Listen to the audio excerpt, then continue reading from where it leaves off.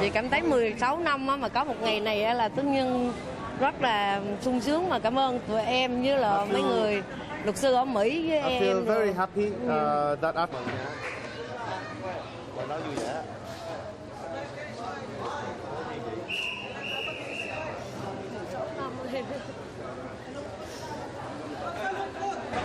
It's a very significant day because it's the first time that the U.S. has come to the Philippines to interview the refugees, and it's the first charter flight that will take them to America after 16 years.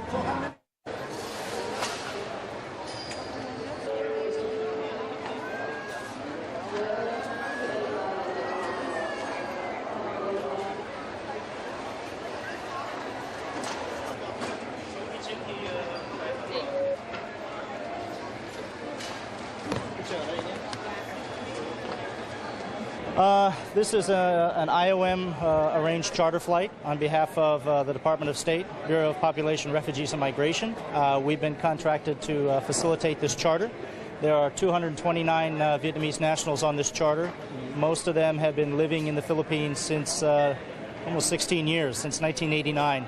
I think many people mistakenly believe that all the Vietnamese had been resettled, but there is this small group that has remained.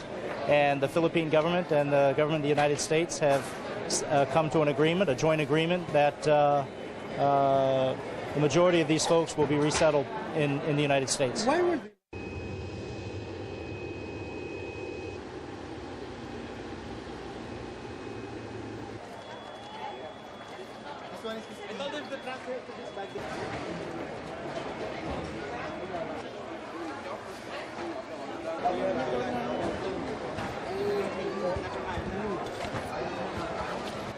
I'm very happy, but in the Philippines, very good for the people, the Vietnamese people stay in the Philippines for a long time. Thank you so much for the Philippine government.